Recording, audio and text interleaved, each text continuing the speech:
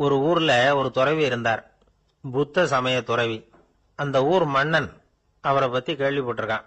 ஒரு நாள் புறப்பட்டு போனான், துறவியின் பாதங்களை தொட்டு வணங்கினான். அதுக்கப்புறம் சொன்னான், ஐயா, நான் உங்களை அரண்மனைக்கு அழைச்சிட்டு போறதுக்காக வந்திருக்கிறேன். இனிமே நீங்க இங்க எதுக்கு இருக்கணும் அப்படின்னானா. அவன் மனசுக்குள்ள என்ன நினைப்புன்னா, இவர் எங்க வர போறாரு, நான் ரொம்ப எளிமையானவன், எனக்கு எதுக்கு அரண்மனை வாசம்னு சொல்லி விடுவார் அப்படின்னு நினைச்சிருக்கான். ஆனா அந்த துறவி என்ன பண்ணாரு தெரியுமா? அப்படியா, சரி போகலாம், வா, போய் உன் ரதத்தை கொண்டுட்டு வா, அரண்மனைக்கு போகும்பொழுது அதுக்கு தகுந்த மாதிரி ஆடம்பரமா போகணும் அப்படின்னு விட்டாரான். துறவி இப்படி சொன்னதும் அந்த மன்னனுக்கு மனசுக்குள்ள சந்தேகம் வந்துட்டுது. இவர் உண்மையிலேயே துறவி தானா, ஏமாத்து பேர் வழி மாதிரி தெரியுதே அப்படின்னு நினைச்சிருக்கான். இருந்தாலும் இனிமே என்ன பண்றது, சொல்லியாச்சு. ரதத்தை கொண்டுட்டு வந்தான். துறவி ஏறி உட்கார்ந்தார். பக்கத்துல ராஜா. அவரு ரொம்ப உற்சாகமா வரார். இவன் ரொம்ப சோர்ந்து போய் வரான். துறவி மரத்தடியிலேயே வாழ்ந்து பழக்கப்பட்டவர், அரண்மனையில எளிமையா ஒரு இடத்துல உட்காந்துக்குவார் அப்படின்னு நினைச்சான். ஆனா அப்படி இல்ல. அரண்மனைக்கு வந்த உடனே அந்த துறவி அதை கொண்டுட்டு வா, இதை கொண்டுட்டு வான்னு சொல்லி உத்தரவு போட ஆரம்பிச்சுட்டார். அரண்மனையில இருந்தா அரசனை மாதிரி இருக்கணும் அப்படிங்கிறார்.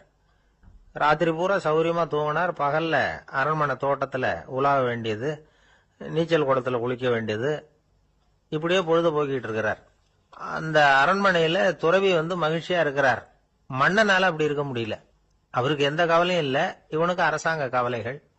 துறவி அப்படி இருக்கிறத இவனால தாங்கிக்க முடியல. ஒரு நாள் அவர்கிட்டே போய், நான் உங்ககிட்ட கொஞ்சம் பேசணும் நானா. துறவி பார்த்தார். நான் இந்த அரண்மனைக்கு வரும்பொழுதே நீ என்னமோ என்கிட்ட கேட்கணும்னு நினைச்ச, ஏன் கால தாமதம், நீ அனாவசியமா உன்னையே தொந்தரவு பண்ணிட்டு இருக்கிற, நீ கவலையா இருக்கேங்கிறது எனக்கு புரியுது. நான் மரத்தடியில் இருந்தப்ப கூட என்னை அடிக்கடி சந்திச்சுக்கிட்டு இருப்ப, ஏதாவது விளக்கம் கேட்கறது உண்டு. இங்க வந்த பிறகு என்னை சந்திக்கிறது கூட அபூர்வமா போயிட்டுது. நீ இப்போ என்ன கேட்க போறேங்கிறது எனக்கு தெரியும், இருந்தாலும் கேள் அப்படின்னாராம். வேற ஒண்ணும் இல்லைங்க, இப்போ உங்களுக்கும் எனக்கு என்ன வித்தியாசம், 2 பேரும் அரண்மனையில தான் இருக்கிறோம். நீங்க மகிழ்ச்சியா இருக்கிறீங்க, நான் அப்படி இருக்க முடியல. இவ்வளவுக்கும் நீங்க முன்னாடி இருந்தது மாதிரி இல்ல. தினமும் தங்க தேர் கேட்கறீங்க, உயர்தரமான ஆடைகள் அணியறீங்க, சுவையான சாப்பாடு. இப்படி இருக்கிறப்போ உங்களுக்கும் எனக்கு என்ன வித்தியாசம்? இதுதான் மன்னனுடைய கேள்வி. இதுக்கு பதில் சொல்றேன், என் கூட புறப்பட்டு வா, இந்த நகரத்துக்கு வெளியில போவோம் அப்படின்னு சொல்லி அரசனை கூப்பிட்டுக்கிட்டு ஊர் எல்லைக்கு சேர்ந்தார் துறவி. அங்க போய் சொன்னார், இத பாருப்பா, இந்த இடத்தை தான் தேடிட்டு இருந்தேன். இனிமே நான் திரும்பி வரப்போறதில்ல. நீ என்னோட வர்றியா, திரும்பி போறியா அப்படின்னார். நான் எப்படிங்க உங்க கூட வர முடியும்? என்னுடைய நாடு, என்னுடைய சொத்துக்கள், மனைவி, மக்கள் எல்லாத்தையும் விட்டுட்டு எப்படிங்க வர்றதுன்னா. இப்ப அந்த துறவி சொன்னார், இப்ப வித்தியாசத்தை தெரிஞ்சுக்கிட்டியா? நான் அரண்மனையில இருந்தேன், எல்லாவித பொருள்களும் உடையவனா இருந்தேன், ஆனா எதையும் சொந்தம் கொண்டாடுறவனா இருக்கல. ஆனா நீ அப்படி இல்ல, எல்லாத்தையும் சொந்தம் கொண்டாடிட்டு இருக்கிற. இதுதான் நமக்குள்ள வித்தியாசம் அப்படின்னு சொன்னார். அரண்மனை ஆடைகளை அப்படியே களைஞ்சார், அரசங்கிட்ட கொடுத்தார். உன்னுடைய ஆடைகளை நீயே வச்சுக்கோன்னார். அவர் பாட்டுக்கு நடந்து போனார், திரும்பியே பார்க்கல. அரசனுக்கு அப்பதான் தன்னுடைய அறியாமை விளங்குச்சான். இதுல இருந்து நாம புரிஞ்சுக்க வேண்டியது என்னன்னா, இந்த உலகத்துல எத்தனையோ பொருள்கள், அதையெல்லாம் முறையா பயன்படுத்தினா மகிழ்ச்சி. அதை விட்டுட்டு அதுக்கெல்லாம் சொந்தம் கொண்டாட ஆரம்பிச்சா கவலை.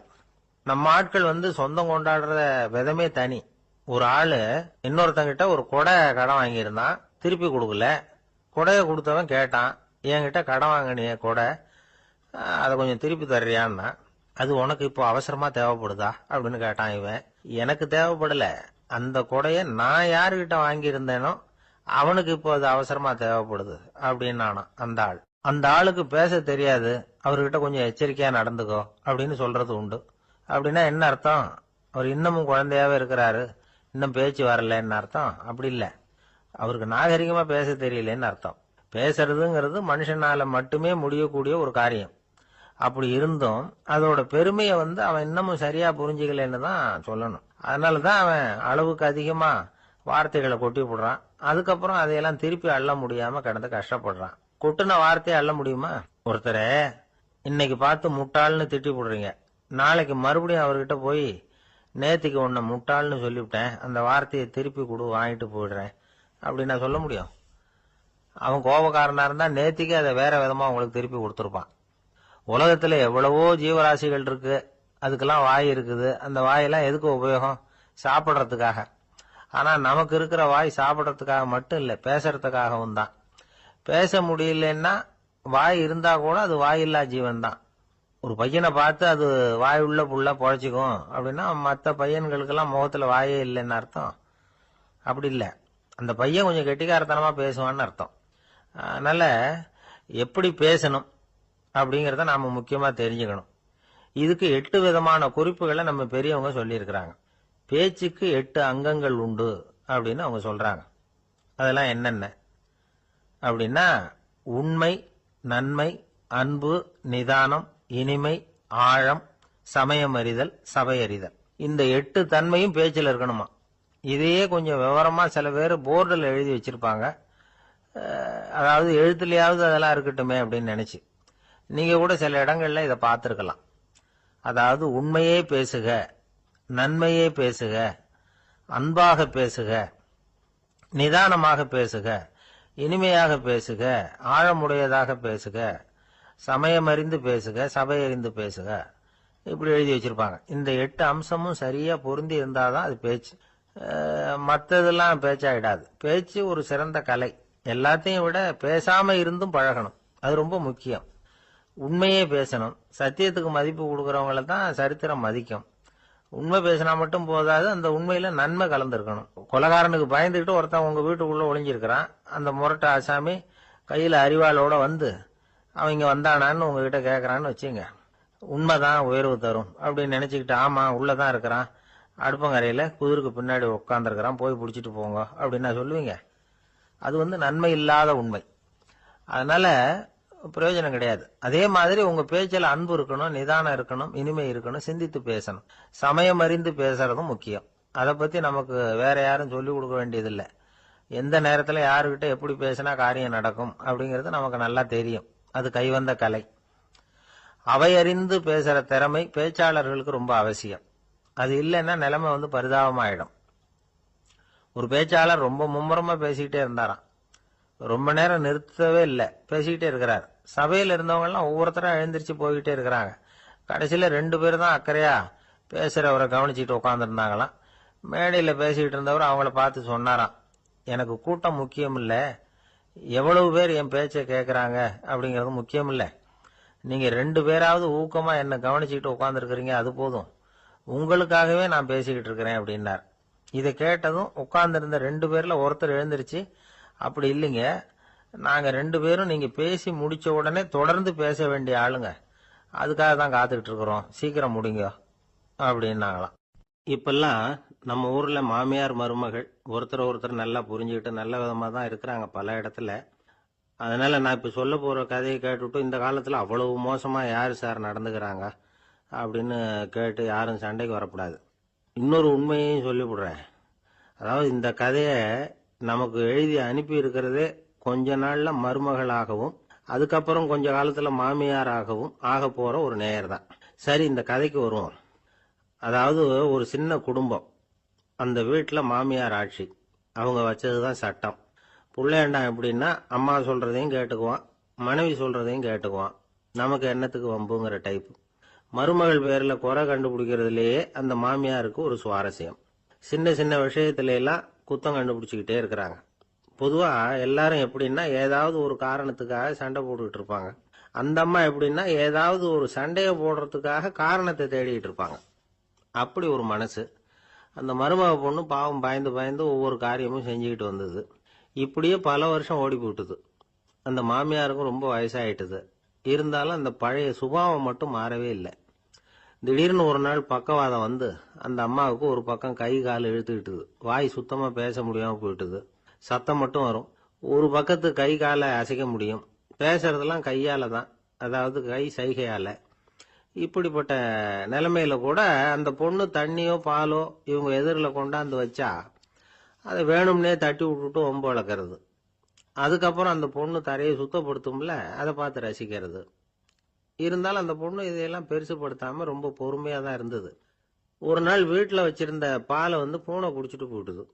வயசான காலத்துல இந்த அம்மா பால் இல்லாம கஷ்டப்படுவாங்களே அப்படின்னு நினைச்சு பக்கத்து வீட்டுல போய் கொஞ்சம் பால் வாங்கிட்டு வந்து காய்ச்சி மாமியார் முன்னாடி கொண்டாந்து வச்சுது அந்த பொண்ணு. வழக்கம் போல அந்த அம்மா பாலை தட்டி விட்டுட்டாங்க. இதை அந்த மருமக பொண்ணு கவனிச்சுட்டுது. இவ்வளவு நாள் பொறுமையா இருந்த இந்த மருமகளுக்கு இன்னைக்கு இதை பார்த்ததும் அசாத்திய கோபம் வந்துட்டுது. கதவுக்கு பக்கத்துல சாத்தி வச்சிருந்த உலக்கையை எடுத்து மாமியார் தலையில போட, அது குறி தவறி கழுத்துல பட, அந்த அம்மா கழுத்தை பிடிச்சிக்கிட்டு ஊன்னு கத்த, இந்த பொண்ணு ஒன்னும் அலட்டிக்காம உலக்கையை எடுத்து மறுபடியும் கதவு பக்கம் சாத்தி வச்சுட்டு அது பாட்டுக்கு நடந்து போயிட்டுது. இருந்தாலும் மனசுக்குள்ள லேசா ஒரு பயம். கணவன் வீட்டுக்கு வந்ததும் என்ன விஷயம்னு கேட்டா எப்படி சமாளிக்கிறது? அன்னைக்குன்னு பார்த்து ரொம்ப நேரம் கழிச்சு வீடு வந்து சேர்ந்தான் கணவன். உடனே அந்த அம்மா புகார் பண்ண ஆரம்பிச்சுட்டுது. பேச்சுதான் வராத, அதனால ஒரு பக்கத்து கையால சைகை காட்டுது.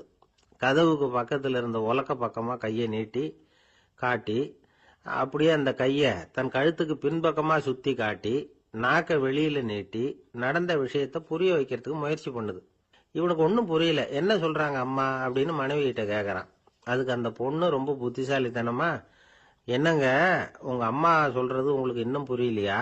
அவங்க உங்களை பார்த்து என்ன சொல்றாங்கன்னா, ஏண்டா உலக்க மாதிரி நிக்கிற, சாக போற எனக்கு சங்கிலி எதுக்கு, என் கழுத்துல கிடக்குற இந்த சங்கிலியை கழட்டி என் மருமக கழுத்துல போடுறா அப்படின்னு சொல்றாங்க அப்படின்னு தான். ஓ அப்படியா விஷயம்னு சொல்லி அம்மா கழுத்துல இருந்த சங்கிலியை எடுத்து மனைவி கழுத்துல போட்டுட்டு, அம்மா உன் விருப்பப்படியே போட்டாச்சு, இனிமேலாவது நிம்மதியா படுத்து தூங்கு அப்படின்னு சொல்லிவிட்டு உள்ள போயிட்டான். பாத்தீங்களா கதைய? அதனாலதான் மாமியார்கள் சைகை காட்டுறதுன்னா கூட இனிமே ஜாக்கிரதையா இருக்கணும். ஆபீஸ்ல வேலை பார்க்கிற ஒருத்தர் வந்தார். பேசாம ஒரு 10 நாள் லீவு போட்டுடலாமா பாக்குறேன் அப்படின்னார். ஏன்னு கேட்டோம். என்னுடைய மேலதிகாரி ஒரு முசுடு சார், அவர்கிட்ட வேலை பார்க்கறது ரொம்ப கஷ்டமா இருக்குது அப்படின்னார். ஆபீஸ்ல வேலை பார்க்கறவங்க எல்லாம் ஒரு விஷயத்த நல்லா ஞாபகத்துல வச்சுக்கணும். மேலதிகாரிங்கிறவர் ஒரு பெரிய மகான் இல்ல, அவரும் ஒரு மானிட பிறவிதான். சராசரி மனுஷனுக்குள்ள பலம் பலவீனம் ரெண்டும் அவருக்கும் உண்டு. அதனால அவரை கொஞ்சம் அனுசரிச்சு போறதுக்கு பழகிறது தான் நல்லது. மேலதிகாரிகள்ல பல வகை உண்டு. அதுல முக்கியமா 3 வகை. அதுல ஒரு வகை எப்படி தெரியுமா? உங்களை ஒரு வேலை செய்யற மெஷினா மட்டுமே நினைக்கக்கூடிய வகை. இவங்கெல்லாம் எப்படின்னா, எங்கேயாவது வெளியூர் போயிருந்தா கூட அங்கிருந்து போன் பண்ணுவாங்க, அந்த வேலை என்னாச்சு இந்த வேலை என்னாச்சு அப்படின்னு. இவங்களுக்கெல்லாம் உங்க நலனை பத்தியோ உங்க குடும்பத்தை பத்தியோ அக்கறை இருக்காது. நீங்க சொல்ற யோசனை எதுவும் இவங்க கிட்ட எடுபடாது. கொடுத்த வேலையை பாரு, நீ எனக்கு புத்தி சொல்ல வேணாம் அப்படிம்பாங்க. இவங்களை அனுசரிச்சு போறதுக்கு ஒரே வழி, இவங்க எதை சொன்னாலும் சரின்னு சொல்லிவிட்டு வேலையை கவனிக்க வேண்டியதுதான். இவங்க கிட்ட வேற எந்த கேள்வியும் கேட்டுக்கிட்டு இருக்கக்கூடாது. ஆமா சாமி போடுறது கௌரவ குறைச்சல் இல்ல, அது ஒரு அலுவலக சௌகரியம், அவ்வளவுதான். இன்னொரு வகையான மேலதிகாரிகள் எப்படி தெரியுமா? இவங்கெல்லாம் ஆபீஸ் வேலையை பத்தி அதிகமா கவலைப்பட்டுக்கிட்டு இருக்க மாட்டாங்க. தங்களுடைய சொந்த இமேஜ் பாதிக்கப்படக்கூடாதுங்கிறதுலயே கவனமா இருப்பாங்க. இவங்கெல்லாம் அடிக்கடி உங்க நலனை விசாரிப்பாங்க. அதே மாதிரி நீங்களும் அவரை விசாரிக்கணும்னு எதிர்பார்ப்பாங்க. இந்த ரக அதிகாரிகளுக்கெல்லாம் புது வருட வாழ்த்து அனுப்பலாம், பிறந்த நாள் வாழ்த்து அனுப்பலாம். அவருக்கு எங்கேயாவது ஒரு பாராட்டு விழா நடந்தா முதல் வரிசையில போய் உட்காந்து உங்க முகத்தை காட்டலாம். ஆபீஸ் வேலையை மட்டுமே பாக்குற பணியாளர்கள் இது மாதிரி அதிகாரிகள் கிட்ட நல்ல பேர் வாங்க முடியாது. இன்னொரு வகையான மேலதிகாரிகள் உண்டு. அவங்க எப்படின்னா, ஆபீஸ் வேலையை பத்தியும் கவலைப்பட மாட்டாங்க, தனக்கு கீழே வேலை பார்க்கறவங்கள பத்தியும் கவலைப்பட மாட்டாங்க. எக்காரணம் கொண்டும் தன்னுடைய பொசிஷனுக்கு ஆபத்து வந்துடக்கூடாதுன்னே நினைக்கக்கூடியவங்க இவங்க. இவங்களால கடுமையான வேலை செய்யவும் முடியாது, தீர்மானிக்கவும் முடியாது. எந்த முடிவையும் எடுக்காம அப்படியே தள்ளி போட்டுக்கிட்டே போடுவாங்க எல்லாத்தையும். இதனால என்ன ஆகும்னா, இவருக்கு கீழே வேலை பார்க்கிற உங்களுக்கு பொறுப்பு அதிகமாயிடும். இவங்க கிட்ட போய் பிரச்சனையை மட்டும் சொல்லி பிரயோஜனம் இல்லை, அதுக்கான முடிவுகளை நீங்களே சொல்லணும். அப்பதான் இது மாதிரி அதிகாரிகள் கிட்ட நல்ல பேர் வாங்கலாம். அட்லீஸ்ட் கெட்ட பேர் வாங்காமலாவது காலம் தள்ளலாம். ஆபீஸ்ல வேலை பார்க்கறவங்க முக்கியமா சில விஷயங்களை ஞாபகத்துல வச்சுக்கணும். ஆபீஸ்ல நடக்கிற நல்லது கெட்டது எதுவா இருந்தாலும் உடனடியா மேலதிகாரி கிட்ட தெரிவிக்கிறது நல்லது. 3வது மனிதர் மூலமா அதை அவர் தெரிஞ்சுக்கிறது அவ்வளவு நல்லது இல்லை. எந்த மேல் அதிகாரியுமே தான் இந்த சர்பாஸ் செய்யப்படுறத விரும்புறதில்லை. அதனால அவருக்கு தெரியாம மேலிடத்துக்கு மணி எழுதி போடக்கூடாது. அப்படி எழுதி போடுறவங்க சில பேர் இருக்கிறாங்க. நீங்களும் உங்க மேலதிகாரியும் தொழில் ரீதியா ஒரே படிப்பு படிச்சவரா இருக்கலாம். அப்படி இருந்ததுன்னா அட்ஜஸ்ட் பண்ணி போறது கொஞ்சம் கஷ்டம்தான். இதை மனசுல வச்சுக்கிட்டு நடந்துக்கணும். உங்களுக்கும் அவருக்கும் அபிப்பிராய பேதமா, அது அவருக்கும் உங்களுக்கும் உள்ள தனிப்பட்ட பிரச்சனை, அதை விளம்பரப்படுத்திட்டு இருக்க கூடாது. அது அவருடைய கோபத்தை கிளறும்.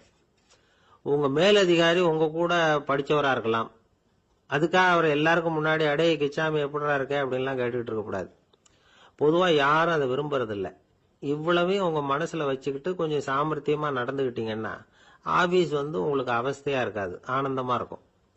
ஒரு மேலதிகாரி தன்கிட்ட வேலை பார்க்குற ஒருத்தரை பற்றி ரொம்ப பெருமையாக சொன்னாராம். எங்கள் ஆஃபீஸில் எவ்வளவோ பேர் வேலை பார்க்குறாங்க, எல்லாரும் தினமும் வந்து ஏதாவது பிரச்சனைகளை சொல்லிட்டு இருப்பாங்க. ஆனால் இவர் ஒருத்தர் மட்டும்தான் இது வரைக்கும் என்கிட்ட வந்து எந்த பிரச்சனையும் சொன்னதே இல்லை. அவர் பாட்டுக்கு வருவார், வேலை பார்ப்பார், போயிடுவார் அப்படின்னாராம். நான் உடனே அவ்வளவு பெருமைக்குரிய அந்த ஊழியரை பார்த்து கேட்டேன், ஏன்பா உன்னுடைய மேலதிகாரிகிட்ட நீ எந்த பிரச்சனையும் கொண்டுகிட்டு போகிறதே இல்லையாமே அப்படின்னு கேட்டேன். அதுக்கு அவர் சொல்கிறாரு, ஆமாங்க, அது ஏன்னா அவரால் எந்த பிரச்சனையுமே தீர்க்க முடியாதுங்கிறது எனக்கு நல்லா தெரியும், அதனால் அப்படி செய்கிறேன், வேற ஒன்றும் இல்லை அப்படின்னார் ரொம்ப பொறுமையா. ஒரு ஊரில் ஒருத்தர் இருந்தான். ஒரு நாள் காலையில் எழுந்திரிச்சான். ஒரு 10 ரூபாய் எடுத்து சட்டப்பையில் வச்சுக்கிட்டான். கடை தெருவுக்கு புறப்பட்டான். காய்கறி வாங்குறதுக்காக அவன் போகிறான். காய்கறி சந்தைக்கு போய் சேர்ந்தான். கத்திரிக்காய் 1/4 கிலோ கொடுங்கன்னா கொடுத்தாங்க. காசு கொடுக்கறதுக்காக சட்டப்பையில் கையை விட்டான். பணத்தை காணும். 10 ரூபாய் சட்டப்பையில் வச்சுக்கிட்டு தான் வந்தான். அது இப்போ அங்கே இல்லை. வழியில் எங்கேயும் அது விழுந்துட்டு போட்டுருக்கு. அல்லது யாராவது திருடர்கள் தெரியாமல் அதை எடுத்துக்கிட்டு போட்டாங்களா என்னன்னு தெரியல. எப்படியோ 10 ரூபாய் அவன் இழந்துட்டான். கையில் காசு இல்லை. அதனால கத்திரிக்காயை திருப்பி கொடுத்துட்டு கவலையோட வீட்டுக்கு திரும்பி வந்தான். அதையே நினைச்சுக்கிட்டு இருந்தான். அவனுக்கு துக்கம் அதிகமாக போச்சு. அழ ஆரம்பிச்சுட்டான். காய்கறிகள் வாங்கிட்டு வந்து ஆனந்தமா சமைச்சு சாப்பிடலாம்னு நினைச்சோம், அது முடியாம போச்சேங்கிற கவலை அவனுக்கு. அதனால அதை மறக்கவே முடியல. இது நடந்து கொஞ்ச நாள் ஆச்சு. அதே மனுஷன் இன்னொரு நாள் அதே மாதிரி புறப்பட்டான். பணத்தை எடுத்து பையில வச்சுக்கிட்டான். காய்கறி சந்தையை நோக்கி போய்கிட்டு இருக்கிறான். இப்போ வழியில ஒரு ஏழை பையனை பார்த்தான். தம்பி எங்க போற அப்படின்னு கேட்டான். ஐயா பள்ளிக்கூடத்துக்கு போயிட்டு இருக்கிறேன் அவன். சரி, அதுக்கே இவ்வளவு கவலையோட போயிட்டு இருக்கிற அப்படின்னு விசாரிச்சான் அவன். ஐயா நான் ரொம்ப ஏழை, வீட்டில் வசதி இல்லை, பரீட்சைக்கு பணம் கட்டணும், இன்னைக்கு கடைசி நாள், என்ன செய்யறதுன்னு தெரியலன்னா. இவன் பார்த்தான். தாங்கிட்ட இருக்கிற பணத்தை எடுத்து அந்த பையன்கிட்ட கொடுத்தான். இதை வச்சுக்கோ, உடனே பணத்தை கட்டு, நல்லா படி, பரீட்சை எழுது அப்படின்னு சொல்லிவிட்டு திரும்பி வந்துட்டான். வெறுங்கையோடு திரும்பி வந்தும் வீட்டில் கேட்குறாங்க, எங்கே காய்கறின்னு வழக்கம் போல் கேட்டாங்க. இவன் நடந்ததை சொன்னான். இப்போ வீட்டில் இருந்தவங்க அவங்ககிட்ட ஒரு கேள்வி கேட்டாங்க, ஏங்க இதே மாதிரி முன்னாடி ஒரு தடவை காய்கறி வாங்க போய் வெறுங்கையோடு திரும்பி வந்தீங்க, இப்பவும் வெறுங்கையோட தான் திரும்பி வந்திருக்கிறீங்க, ஆனா முன்னாடி வந்தப்போ வருத்தமா இருந்தீங்க, இப்போ உங்க முகத்துல வருத்தம் தெரியலையே அப்படின்னு கேட்டிருக்கிறான். அதாவது வீட்டில் இருக்கிறவங்க கேட்டாங்களாம். இப்போ அந்த மனுஷன் யோசிக்க ஆரம்பிச்சானாம், இந்த 2 நிகழ்வுகளுக்கு என்ன வித்தியாசம்? போன தடவை அவன் பணத்தை இழந்தான், இந்த தடவை அவன் பணத்தை இழந்திருக்கிறான். போன தடவை யாரோ திருடிட்டு போயிட்டாங்க, இந்த தடவை அவனாவே ஒரு பையன் பேர்ல இறக்கப்பட்டு எடுத்து கொடுத்துருக்கிறான். அன்னைக்கு பணம் போயிட்டுதேன்னு வருத்தமா இருந்தது, இன்னைக்கு பணம் போனாலும் மனசுக்கு மகிழ்ச்சியா இருக்கு, நிறைவா இருக்கு. கொஞ்சம் யோசிச்சு பாருங்க. பணத்தை இழந்தது மகிழ்ச்சிக்கோ வருத்தத்துக்கோ காரணமா இருக்க முடியாது. அப்படின்னா வேற எது காரணம்? அன்றைக்கு வந்து பணத்தை இழந்துட்டேன்னு அழுதான், இன்றைக்கு பணத்தை இழந்தாலும் மகிழ்ச்சியா இருக்கிறான். ஆகவே மகிழ்ச்சிக்கும் துக்கத்துக்கும் இழப்பு காரணம் அல்ல, இழப்பு பற்றிய நம்முடைய அறிவு தான் காரணம் அப்படிங்கிறது பெரியவர்களுடைய கருத்து.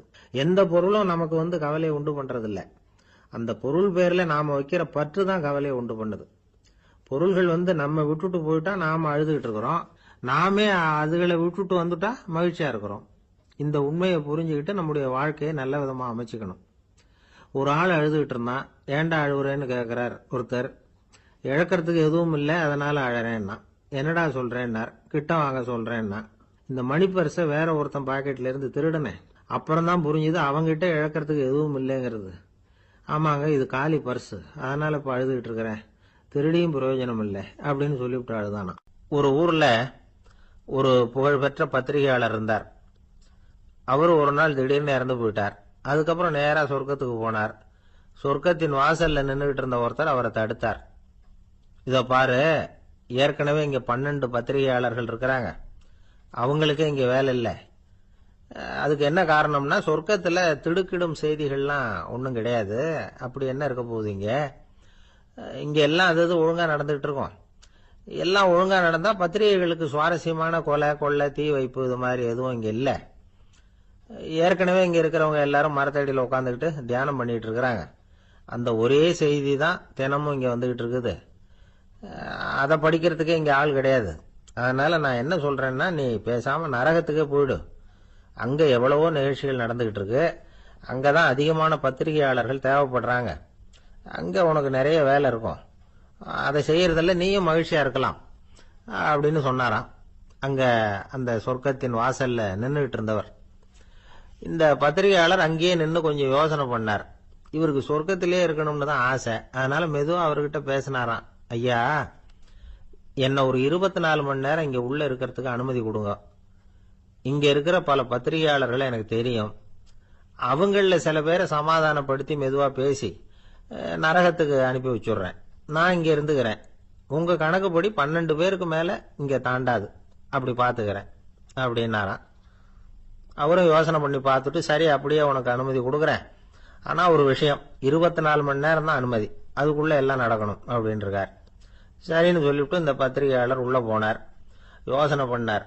திட்டம் போட்டு ஒரு பொருளையை கிளப்பி விட்டார். சக பத்திரிகையாளர்கள் எல்லாம் கூப்பிட்டு சொன்னாராம், இந்த பாருங்க, நரகத்துல ஒரு பெரிய தினசரி பேப்பரை கொண்டுகிட்டு வர்றதுக்காக திட்டம் போட்டுக்கிட்டு இருக்காங்க. அதுக்கு பல அதிகாரிகள் தேவைப்படுறாங்க. நிறைய சம்பளம் கிடைக்கும். யார் யாரெல்லாம் நரகத்துக்கு போக ஆசைப்படுறாங்களோ அவங்க எல்லாம் போகலாம் அப்படின்னு ஒரு பொருளையை கிளப்பி விட்டார். 24 மணி நேரம் கழிச்சு வாசல் பக்கம் போனார். அங்க இருந்தவர்கிட்ட எத்தனை பேர் வெளியேறினாங்கன்னு விசாரிச்சாராம். அப்போ அவர் இவரை, நீ வெளியே போகக்கூடாது, முதல்ல உள்ளதான் இருக்கணும் அப்படின்னு தடுத்தாராம். அப்புறம் சொன்னாராம், நீ சொன்ன செய்தியை கேட்டதும் இங்க இருந்த எல்லா பத்திரிகையாளர்களுமே நரகத்துக்கு போயிட்டாங்கப்பா, உள்ள யாருமே இல்லை, அதனால நீ உள்ளே இருக்கலாம் அப்படின்னாராம். இதை கேட்டதும் இந்த பத்திரிகையாளரே குழம்பி போயிட்டார்.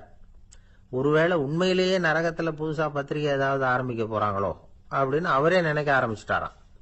அப்புறம் சொன்னாராம், ஐயா என்னை விட்டுருங்க, நான் நரகத்துக்கே போயிடுறேன், அங்க ஏதோ விசேஷம் இருக்கணும் அப்படின்னாராம். இல்லைன்னா இத்தனை பேரும் ஒட்டுமொத்தமா அங்க போறதுக்கு சான்ஸே இல்லை, என்னை தடுக்காதீங்கன்னு கெஞ்ச ஆரம்பிச்சுட்டாராம். மற்றவங்க நம்பணுங்கிறதுக்காக ஒரு பொருளையை கிளப்பி விட்டார். கடைசியில தானே அந்த பொருளைக்கு ஆளாயிட்டார். அதாவது பிறரை ஏமாற்றிய அவரது மனம் கடைசியில் அவரையே ஏமாத்த ஆரம்பிச்சுட்டு பாருங்க. நீங்க இப்படி அடுத்தவங்களை ஏமாத்துறதுக்கு உங்க மனசை பழக்கப்படுத்துறீங்க, ஆனா கடைசியில் அதனால நீங்களே ஏமாற்றப்படுகிறீர்கள் அப்படிங்கிறது பெரியவர்களுடைய புத்திமதி. அதனால உங்க மனசுகிட்ட ரொம்ப எச்சரிக்கையா இருங்கோ அப்படிங்கிறாங்க. நம்ம ஆளுங்க அங்க போய் என்ன சொல்லுவாங்கன்னா, இந்த பாரு அங்க போவாத இங்க போவாதன்னு பயமுறுத்துறது உண்டு. சில பேர் அங்க பேய் இருக்குது, பிசாசு இருக்கு அப்படின்னு பொருளையை கிளப்பி விடுறது உண்டு. இருட்டு நேரம், காட்டு வழியா ஒருத்தன் போயிட்டு இருக்கிறான். அங்க பேய் பிசாசு நடமாட்டம் இருக்கிறதாக வதந்தி. இவன் பயந்துகிட்டே வேகமா போறான். காடு முடிஞ்சு மெயின் ரோட்டுக்கு வந்து சேர்ந்தான். அப்பாடா, ஒரு பஸ் நின்றுட்டு இருக்கு தனியா. இருட்டுல லேசா தெரிஞ்சது. ஓடி போய் ஏறி உள்ள உட்காந்துக்கிட்டான். பயந்துகிட்டே போனவன் அப்புறம் தான் தெரியுது உள்ள யாருமே இல்லை, டிரைவரும் இல்லை, கண்டக்டரும் இல்லை, வேற யாரும் இல்லை. இவனுக்கு பேய் பயம் அதிகமா போட்டுது. ஏன்னா நடு ராத்திரி. இந்த நேரம் பார்த்து அந்த பஸ் தானே நகர ஆரம்பிச்சுதான்.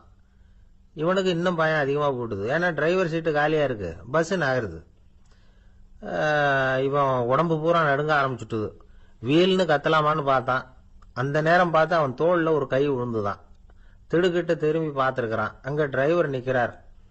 அவரு சொன்னாராம், ஏன்பா ஏற்கனவே பஸ் பிரேக் டவுன், நாங்கெல்லாம் பின்னாடி இறங்கி நின்று தள்ளிட்டு இருக்கிறோம், நீ மட்டும் ஜாலியா ஏறி உக்காந்துக்கிட்டியா, இறங்கி வந்து தள்ளப்பா அப்படின்னாராம். இருட்ட கண்டா பயம் உண்டாவதே அது ஏன்? இப்படி ஒரு கேள்வியை ஒரு பெரியவர்கிட்ட கேட்டாங்க. அதுக்கு அவர் பதில் சொல்றார், மனிதனுடைய ஆதிகால வாழ்க்கையில தொற்றி கொண்ட பயம் இது வேரூன்றி இருக்குது, இன்னமும் போகல. 50,000 வருஷங்களுக்கு முன்னாடி மனுஷன் குகைகள்ல வாழ்ந்தான். பகல்ல பயம் இருக்காது, ராத்திரியில மிருகங்கள் தாக்கும் கொல்லும், நிம்மதியா தூங்க கூட முடியாது. அதனால இந்த மனுஷனுக்கு இரவுன்னா மரணம் பயம் அப்படின்னு பழகி போச்சு. மனிதர்களுடைய எல்லா மனசையும் சேர்த்து மொத்தமா ஒரு மனசு உண்டு. மனிதர்களுடைய நினைவு இந்த மொத்த மனசுல பதிஞ்சிருக்கு, பரவுது. இந்த மொத்த மனசுல இருட்டு பற்றிய பயம் பதிந்து நீடிக்குது அப்படிங்கிறார் அவர். இந்த காலத்துல இரவை பகலாக்கிறதுக்கு எவ்வளவு விளக்குகள்லாம் வந்தாச்சு. ராத்திரியிலேயும் மிருகங்கள் தாக்குங்கிற நிலைமை இல்ல. பாதுகாப்பான வீடுகள் விலங்குகளும் விலகி போயிட்டு, விலங்குகள்லாம் விலகி போயிட்டு, வீடுகளும் பாதுகாப்பா இருக்குது. சரி, இருந்தாலும் அந்த பழங்கால பயம் இருட்டு பயம் இன்னமும் மனுஷனை விட்டு போகல. இன்னொரு விஷயம் என்னன்னா, இருட்டுல இருந்து வெளிச்சத்துக்கு வராத மனிதர்கள் இன்னைக்கு அதிகம். ஒரு ஆளு ஆத்துக்கு மீன் பிடிக்கிறதுக்காக போனான். இன்னும் விடியல. அதுக்குள்ள வலையை எடுத்துட்டு கிளம்பி போயிட்டான். வெளிச்சம் வர்றதுக்கு முன்னாடியே போய் சேர்ந்துட்டான். விடிகிற வரைக்கும் என்ன பண்றது, சும்மா கரையிலேயே உட்காந்து காலாட்டிட்டு இருக்கிறான். காலில் ஏதோ ஒரு சின்ன மூட்டை தட்டுப்பட்டது. இருட்டுல அது என்னன்னு சரியா தெரியல. மூட்டைக்குள்ள சின்ன சின்ன கல்லா நிறைஞ்சி இருக்குது. சும்மா பொழுது போகணுமேங்கிறதுக்காக இவன் அந்த மூட்டைக்குள்ள இருந்து ஒவ்வொரு கல்லா எடுத்து ஆத்துல வீசிக்கிட்டு இருக்கிறான். விடிகிற வரைக்கும் வேற வேலை இல்லைங்கிறதுனால எப்படி செஞ்சுக்கிட்டே உட்காந்துருக்கிறான். கிழக்க மெதுவா வெளிச்சம் தெரிய ஆரம்பிச்சது. பொழுது விடியறதுக்கான அறிகுறி. இதுக்குள்ள அந்த மூட்டையில இருந்த எல்லா கல்லையும் எடுத்து வீசி எறிஞ்சுட்டான். கடைசியா ஒரே ஒரு கல்லு மட்டும்தான் கையில பாக்கி இருந்தது. வெளிச்சம் வந்ததும் அந்த கல்லை பார்த்தான். அப்படியே திகைச்சு போயிட்டான். அடடா, இது வரைக்கும் தெரியாம தப்பு பண்ணிட்டோமே அப்படின்னு நினைச்சான். ஏன் தெரியுமா?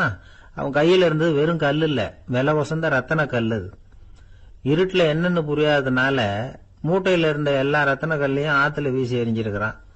இப்போ அவனுக்கு அழுகையே வந்துரும் போல இருந்தது.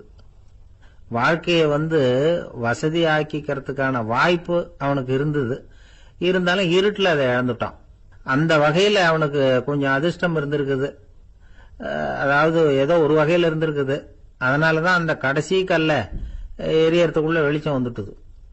பல பேருக்கு அந்த அளவு கூட அதிர்ஷ்டம் வர்றதில்லை. எல்லாத்தையும் வீசினதுக்கு அப்புறம் தான் வெளிச்சம் வரும். என்னன்னு விவரம் தெரியாமலே எழுந்திரிச்சு வந்துருவாங்க. வாழ்க்கைங்கிறது ஒரு பெரிய புதையல். அதை புரிஞ்சிக்காம மனுஷன் அதை வீசி எரிஞ்சுக்கிட்டு இருக்கான் அப்படிங்கிறது தான் பெரியவங்க கருத்து. சில பேருக்கு புரிஞ்சுக்கிற நேரம் வரும், அதுக்குள்ள வாழ்நாள்லாம் ஓடி போயிருக்கும். அதுக்கப்புறம் என்ன பண்றது? நம்மால் ஒருத்தன் கையில ஒரு சின்ன பையோட வந்துகிட்டு இருந்தான். பை உள்ள ஏகப்பட்ட நகைகள், ரத்தன கல் எல்லாம் இருக்கு. வந்துகிட்டு இருந்தவன் திடீர்னு அந்த பைய அப்படியே ஒரு குளத்துல வீசி எறிஞ்சுட்டான். மகான்கள் தான் இப்படி பற்று இல்லாம இருப்பாங்க. என்னங்க இது, விலை மதிப்புள்ள அந்த பைய இப்படி குளத்துல வீசி எறிஞ்சுட்டீங்களே, இதுக்கு என்ன அர்த்தம் அப்படின்னு கேட்டார் அவன் கூட வந்தவர். அவன் மெதுவா இவர் காதோட காதா சொல்றான். ஒரு போலீஸ்காரர் பின்னாடி வந்துகிட்டு இருக்கிறார், அவர் போனதுக்கு அப்புறம் இதை எடுத்துக்குவேன் அப்படிங்கிறான். திருநெல்வேலி மாவட்டத்துல கோவில்பட்டிக்கு பக்கத்துல உள்ள ஊர் கடம்பூர். காமராசர் முதலமைச்சரா இருந்த காலம். கடம்பூர்ல ஒரு பள்ளி சீரமைப்பு மாநாடு நடக்குது. அந்த பக்கத்துல உள்ள பள்ளிக்கூடம்லாம் அதுல கலந்துக்குது. கண்காட்சி வேற, ஊர் பூரா விழா கோலம். மறுநாள் மாநாடு நடக்க போகுது. ஆனா முதல் நாளே மழை பிடிச்சுக்கிட்டுது. மறுநாளும் அது விடாம பேஞ்சுக்கிட்டு இருக்குது. காமராசர் காலையில இருந்து பல்வேறு நிகழ்ச்சிகள்ல கலந்துகிட்டு சாயந்தரமா கடம்பூருக்கு வந்து சேர வேண்டியவர். மழை பெஞ்சுக்கிட்டு இருக்கிறதுனால நிகழ்ச்சி ரத்தாயிடுமோ என்னமோ அப்படின்னு எல்லாரும் சந்தேகப்பட்டுக்கிட்டு இருக்கிறாங்க. அவர் கோவில்பட்டி பயணிகள் விடுதியில இருக்கிறார். கடம்பூர்ல இருந்து சில பேர் போய் அவரை சந்திக்கிறாங்க. மழை பெஞ்சுக்கிட்டு இருக்குதே, என்ன செய்யலாம் அப்படின்னு கேக்குறாங்க. மழை பெஞ்சா நல்லது தானே, அதுக்காக மாநாட்டை எதுக்காக ரத்து செய்யணும்? ஆசிரியர்கள் எவ்வளவு கஷ்டப்பட்டு ஏற்பாடு பண்ண மாநாடு, கட்டாயம் வந்துடுறேன் அப்படின்னாராம் காமராசர். உடனே புறப்பட்டார். மழையை பொருட்படுத்தாத மக்கள் கூட்டம். அது கலையாம காத்துக்கிட்டு இருக்கிறாங்க அவ்வளவு பேரும். தலைவர் வந்துட்டார்னு தெரிஞ்சது ஜனங்களுக்கு ஏகப்பட்ட உற்சாகம். ஜனங்கள் அவ்வளவு உற்சாகமா வரவேற்றாங்க. மாநாடு ஆரம்பமாச்சு. மலர் மாலைகள் மலை மாதிரி குவிய ஆரம்பிச்சுட்டுது. வரிசையா ஒவ்வொரு கல்வி நிலையம் சார்பாகவும் வரவேற்பு பத்திரம் வாசிச்சு கொடுக்கறாங்க. என்ன வாசிக்கிறாங்கிறத காமராசர் கூர்ந்து கவனிக்கிறார். ஏகப்பட்ட புகழ் மொழிகள். ரொம்ப பாராட்டி புகழ்ந்து என்னென்னமோ வாசிச்சுக்கிட்டு இருக்கிறாங்க. கொடை வள்ளலே, குணக்குன்றே, மலையே, கடலே, இப்படி தமிழ் மொழியில பாராட்டுறதுக்கு எத்தனை வார்த்தைகள் உண்டோ அத்தனையும் அதுல சேர்த்திருக்கிறாங்க. காமராசர் பொறுமை இழந்துட்டார். போதும் போதும், உங்க எல்லாரையும் பார்த்து 2 வார்த்தை பேசிட்டு போறதுக்காக தான் நான் வந்திருக்கிறேன். எல்லாரும் மழையில சிரமப்பட்டு நின்றுகிட்டு இருக்கிறீங்க. இப்படி என்ன புகழ்ந்து படிச்சுக்கிட்டே இருந்தா எப்படி அப்படின்னாராம். அதுக்கப்புறம் பேசி முடிச்சிருக்கிறார். மாநாட்டு நிகழ்ச்சிகள் முடிஞ்சதும் இன்னொரு நிகழ்ச்சியில கலந்துக்கிறதுக்காக புறப்பட்டாராம். ஒரு திறந்த ஜீப்ல அவரை ஊர்வலமா அழைச்சிக்கிட்டு போயிருக்கிறாங்க. தெருவில் 2 பக்கமும் ஏகப்பட்ட கூட்டம். அங்கங்க ஜீப்பை நிறுத்தி ரோஜா மாலை, ஜருக மாலை இப்படி போட்டுக்கிட்டே இருக்கிறாங்க. அதையெல்லாம் அப்படி அப்படியே வாங்கி அங்கங்க நின்றுகிட்டு இருந்த குழந்தைகள்கிட்டையும் தாய்மார்கள்கிட்டையும் கொடுத்துக்கிட்டே போறார். அந்த சமயத்துல கூட்டத்துக்கு அப்பால ஒரு பெரியவர் கையில ஒரு மல்லிகை சரத்தோட நின்றுட்டு இருக்கிறார். அவரால் முண்டி அடிச்சுக்கிட்டு முன்னால வர முடியல. காமராசர் இதை கவனிக்கிறார். அவ்வளவுதான், உடனே நிறுத்தப்பா வண்டிய அப்படிங்கிறார். ஜீப்பு நிக்குது. டிரைவரை பார்த்து, அதோ பார், அங்க ஒருத்தர் நிக்கிறார் பார், அவர் இங்க அழைச்சிட்டு வா அப்படின்னாராம். கூட்டம் வழி விடுது. அந்த பெரியவரை கிட்டத்துல அழைச்சிட்டு வர்றாங்க. காமராசர் அவரை பார்த்து, வாங்க வாங்க, நல்லா இருக்கீங்களா அப்படின்னு சத்தம் போட்டு உற்சாகமா விசாரிக்கிறாராம். பெரியவர் கண்கள்ல கண்ணீர், பேச்சு வரல. மல்லிகை சரத்தை அவருக்கு போடுறார். கொஞ்ச நேரம் அவர்கிட்ட பொறுமையா பேசிக்கிட்டு இருந்துட்டு அவரை அனுப்பி வைக்கிறார் காமராசர். பெரியவர் போனதுக்கு அப்புறம் காமராசர் பக்கத்துல இருந்தவங்க கிட்ட சொல்றார் அந்த பெரியவரை பத்தி. அந்த காலத்துல ரொம்ப கஷ்டப்பட்டவர் இவரு, ஜெயிலுக்கு போனவர் அப்படின்னு ரொம்ப உருக்கமா நெகிழ்ந்து போய் சொல்றார். இதுல ஒரு விஷயத்த கவனிங்க. தன்னை புகழ்ந்து படிக்கப்பட்ட வாழ்த்து மடலை படிக்க வேணாம்னு தடுத்து நிறுத்தினார். எங்கேயோ ஒரு மூலையில கையில ஒரு 4 முழம் மல்லிகை சரத்தோட ஒதுங்கி நின்றுகிட்டு இருந்த அந்த தொண்டரை அவ்வளவு பெரிய கூட்டத்துக்கு நடுவுலையும் தேடி கண்டுபிடிச்சி கிட்டத்துல கூப்பிட்டு அவர் கொடுத்த அன்பு மாலையை வாங்கி கழுத்துல போட்டுக்கிட்டார். அதுதான் காமராசர். தோல்விகள் கூட அவரை கொஞ்சம் கூட பாதிச்சதில்லை. ஒரு பொது தேர்தலில் அவர் தோத்து போறார். தொண்டர்கள்லாம் அழறாங்க. அதுல ஒருத்தர் மெதுவா காமராசர் கிட்ட போய், என்ன தலைவரே, நீங்க கூட தோத்து போயிட்டீங்களே அப்படின்னு கலக்கமா சொல்லி இருக்கிறார். அதுக்கு காமராசர், நான் கூட தோத்து போறதுக்கு பேர் தான்ப்பா ஜனநாயகம் அப்படின்னாராம். ஒரே ஒரு ஊர், அந்த ஊருக்கு பேரு கொடையாளிப்பட்டி. அந்த பேருக்கு தகுந்த மாதிரி தான் அந்த ஊர் மக்களும். யார் என்ன கேட்டாலும் இல்லைன்னு சொல்லாம கொடுப்பாங்க. கொடையாளிகள் நிறைந்த ஊர். இனாமா மட்டும் இல்ல, கடனாவும் பணம் கொடுப்பாங்க. யாருக்காவது அவசரமா பணம் தேவைப்பட்டதுன்னு வச்சுக்கோங்க, அந்த ஊருக்கு போய் வாங்கிக்கலாம். பத்திரம் தேவையில்லை, சாட்சி தேவையில்லை, ஜாமீன் தேவையில்லை, எந்த உத்தரவாதமும் கேட்காம பணம் கொடுத்துருவாங்க. நம்மால் ஒருத்தனுக்கு பணம் தேவைப்பட்டது. சொந்த பந்தம்லாம் கேட்டு பார்த்தா யாரும் கொடுக்கற வழியா தெரியல. எல்லாரும் அவங்கவுங்க சௌரியத்தை பாக்குறவங்க, அடுத்தவங்க சௌரியத்தை பத்தி கவலைப்படாதவங்க. இவன் எல்லாரையும் கேட்டு பார்த்துட்டு சோர்ந்து போய் உக்காந்துட்டான். அந்த நேரம் தான் கொடையாளிப்பட்டியை பத்தி கேள்விப்பட்டான். அப்படி ஒரு ஊர் இருக்கிறது தெரிஞ்சதும் அந்த ஊருக்கு வழி கேட்டுக்கிட்டு ஒரு நாள் புறப்பட்டு போனான். வயல்காட்டு வழியா போக வேண்டியிருந்தது. மெதுவா நடந்து ஊர் எல்லைக்கு வந்துட்டான். 2 பக்கமும் விவசாய வேலைகள் மும்முரமா நடந்துகிட்டு இருக்குது. ஏறு உழுதுகிட்டு இருக்கிறாங்க. அப்ப அங்க ஒரு ஆளை பாம்பு கடிச்சுட்டுது. பக்கத்துல வேலை செஞ்சுக்கிட்டு இருந்தவங்க ஓடி வந்தாங்க. அவசரமா செய்ய வேண்டிய முதல் உதவியெல்லாம் செஞ்சு பார்த்தாங்க. பலன் இல்லை. அந்த ஆள் செத்து போட்டான். அவன் செத்து விட்டான்னு தெரிஞ்சதும் அவனை தூக்கி வரப்பு மேல போட்டுட்டு எல்லாரும் அவங்கவுங்க வேலையை கவனிக்க ஆரம்பிச்சிட்டாங்க. அங்க ஒரு ஆளு இவனை பார்த்து சொன்னான், ஐயா, நீங்க போற வழியில இவன் சொந்தக்காரன் இவனுக்கு சோறு கொண்டுகிட்டு வருவான். இவன் இங்க செத்துட்டான்னு அவன்கிட்ட சொல்லிவிடுங்க அப்படின்னா. இவனுக்கு ரொம்ப ஆச்சரியம். என்னடா இது, பாம்பு கடிச்சுட்டுதுன்னதும் பதறி அடிச்சுக்கிட்டு ஓடி வந்தாங்க, செத்துட்டான்னதும் பேசாம தூக்கி போட்டுட்டு போயிட்டாங்க அப்படின்னு நினைச்சுக்கிட்டே நடந்து போறான். எதிரில் சோறு கொண்டுகிட்டு ஒரு ஆள் வந்தான். இவன் விவரத்தை சொன்னான். அங்க உங்க சொந்தக்காரன் பாம்பு கடிச்சு செத்து போட்டான் அப்படின்னா. அவன் கொஞ்ச நேரம் அமைதியா நின்னான். அதுக்கப்புறமா அங்கேயே வரப்புல உட்காந்து கொண்டுகிட்டு வந்த சோத்தை தானே சாப்பிட்டு முடிச்சான். பேசாம எழுந்திரிச்சு திரும்பி போயிட்டான். கொஞ்சம் கூட பதறல, அழல. இப்படியும் ஒரு ஊரா அப்படின்னு நினைச்சு ஆச்சரியப்பட்டுக்கிட்டே இவன் ஊருக்குள்ள போனான். ஒரு பெரிய மனுஷனை பார்த்து பணம் கேட்டான். அவரும் இவனோட பேரையும் ஊரையும் மட்டும் விசாரிச்சுக்கிட்டு தேவையான பணத்தை கொடுத்துட்டார். பணத்தை வாங்கிட்ட பிறகு தன்னுடைய மனசை அரிச்சுக்கிட்டு இருந்த அந்த விஷயத்தை பத்தி கேட்டான். ஐயா, வழியில ஒருத்தன் செத்துட்டான், அவனை அப்படியே தூக்கி வரப்புல போட்டுட்டு எல்லாரும் வயல்வெளி வேலைகளை பார்த்துக்கிட்டு இருக்கிறாங்களே அப்படின்னா. இதுக்கு அந்த பெரியவர் சொன்னார், ஆமா, அப்படித்தான் செய்வோம். வேலை முடிஞ்சு வீட்டுக்கு திரும்புறப்ப அவனை தூக்கிட்டு வந்து அடக்கம் பண்ணிடுவோம் அப்படின்னார். ரொம்ப ஆச்சரியமா இருக்கு அப்படின்னா. ஏன் உங்க ஊர்ல யாராவது செத்துட்டா என்ன பண்ணுவீங்க அப்படின்னு கேட்டார். என்ன இப்படி கேக்குறீங்க, எங்க ஊர்ல எல்லாம் பணத்தை தூக்க விட மாட்டாங்க, ஒப்பாரி வைப்பாங்க, கட்டி புரண்டு அழுது புலம்பி தீத்துருவாங்க அப்படின்னா. இவன் பெரியவர் பார்த்தார். அவங்கிட்ட கொடுத்த பணத்தை லபக்குன்னு பறிச்சுக்கிட்டார். திருப்பி வாங்கிட்டார். இவன் பதறி போய் நிக்கிறான். அவரு சொன்னார், பணத்தையே விட மாட்டேன்னு கட்டுப்பிடிச்சு அழுதா நான் கொடுத்த பணத்தை மட்டும் எப்படி திருப்பி கொடுக்க போற, போயிட்டு வா அப்படின்னு விரட்டி விட்டாராம். இந்த கதையை நண்பர் ஒருத்தர் சொன்னார். கதை வேடிக்கையா தெரிஞ்சா கூட இதுல கருத்து உண்டு. பணம் பிணம் இது ரெண்டையுமே விடுறதுக்கு அவ்வளவு சுலபமா மனம் வர்றதில்லை. இந்த 2 விஷயங்கள்லயும் அறிவார்ந்த செயல்பாடு தேவை. ஒரு பேருந்து மரத்துல மோதி விட்டது. எல்லாரும் அடிபட்டு முனைகிட்டு கிடக்குறாங்க. டிரைவர், கண்டக்டர் இவங்களுக்கும் அடி. அவங்களும் ஒரு பக்கம் கிடக்குறாங்க. ஒரு மூலையில கிடக்கிற ஒருத்தன் மெதுவா முக்கி முனகி கண்டக்டர்னு சத்தம் போடுறான். கண்டக்டர் மெதுவா நகர்ந்து அவங்கிட்ட போய் என்னன்னு விசாரிக்கிறார். அவன் ரொம்ப சிரமப்பட்டு வாயை திறந்து ஒரு 15 காசு சில்லற பாக்கி அப்படின்னானா. ஒரு கடற்கரை ஓரம், அங்க ஒரு சின்ன கிராமம்.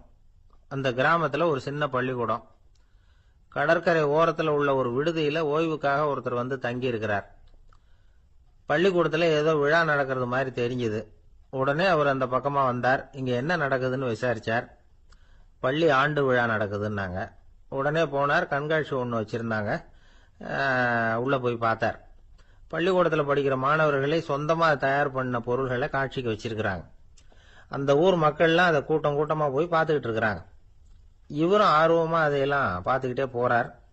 ஒரு இடத்துல ஒரு சின்ன ரயில் செஞ்சு வச்சிருந்தாங்க, மாணவர்களே தயார் பண்ணது. மின்சாரத்தால் அது ஓடுறது மாதிரி பண்ணி வச்சிருந்தாங்க. அதுல ஒரு சின்ன பொத்தான் இருக்கும், அதை அமுக்குனா ரயில் ஓடும், சுத்தி சுத்தி வரும். மாணவர்கள் எதிரில் நின்று அதுக்கு விளக்கம் கொடுத்துக்கிட்டு இருக்கிறாங்க. இவரு அதை கவனிச்சார், ரயில் ஓடுறத பார்த்தார். அங்க நின்றுகிட்டு இருந்த மாணவர்கள் கிட்ட விளையாட்டா கேட்டார், ஏப்பா இந்த ரயில் எதனால ஓடுது அப்படின்னு கேட்டார் இவரு. சக்தியினால ஓடுது அப்படின்னாங்க மாணவர்கள். அது என்ன சக்தின்னு கேட்டார். அதுக்கு பேரு மின்சாரம் அப்படின்னாங்க. சரி, நீங்க மின்சாரத்தை பார்த்துருக்கிறீங்களா அப்படின்னார். நாங்க பார்த்தது இல்லைங்க, ஆனா இதை செய்யறதுக்கு எங்களுக்கு உதவி பண்ண ஆசிரியர் ஒரு பட்டதாரி, ஒரு காலம் அவர் பார்த்துருக்கலாம் அப்படின்னாங்க. அவர் எங்க இருக்காருன்னு கேட்டார். இதோ அழைச்சிட்டு வர்றோம்னு ஓடினாங்க. அவரை அழைச்சிட்டு வந்தாங்க. அவர்கிட்ட ஒரு பெரியவர் கேட்டார், மின்சாரத்தை நீங்க பார்த்துருக்கிறீங்களா அப்படின்னு. மின்சாரத்தை பார்க்கறதாவது நான் பார்த்ததே இல்லை. நான் பார்த்தது அது செயல்படுற விதத்தை தான். அது விளக்க எரிய வைக்குது, ரயில ஓட வைக்குது, இது மாதிரி எத்தனையோ எந்திரங்களை செயல்பட வைக்குது. ஆனா உண்மையிலேயே அது என்னன்னு எனக்கு தெரியாது. ஒருவேளை இந்த பள்ளிக்கூடத்து தலைமை ஆசிரியருக்கு தெரிஞ்சிருக்கலாம், ஏன்னா அவர் ஒரு மேல்நிலை பட்டதாரி அப்படின்னாராம் அவரு. சரின்னு போய் தலைமை ஆசிரியரை கூப்பிட்டுக்கிட்டு வந்தாங்க. அவர்கிட்டயும் இதே கேள்வி கேட்டாராம் அவரு. மன்னிக்கணும், இந்த கேள்வி இதுவரைக்கும் யாரும் என்கிட்ட கேட்டதில்ல. சக்தியை யாரும் பார்க்க முடியாது, ஆனா அது செயல்படும் விதத்தை தான் பார்க்க முடியும் அப்படின்னாராம் அவரு. இப்போ இதுவரைக்கும் கேட்டுக்கிட்டு இருந்த பெரியவர் சிரிச்சார். சிரிச்சுட்டு சொன்னாராம், சரி அதுக்காக ஒன்றும் கவலைப்படாதீங்க, என்னுடைய பெயர் தாமஸ் ஆல்வா எடிசன் அப்படின்னாராம். இதை கேட்டதும் அங்க இருந்தவங்களுக்கெல்லாம் அதிர்ச்சி, ஆச்சரியம். என்னது, நீங்க தானா எடிசன்?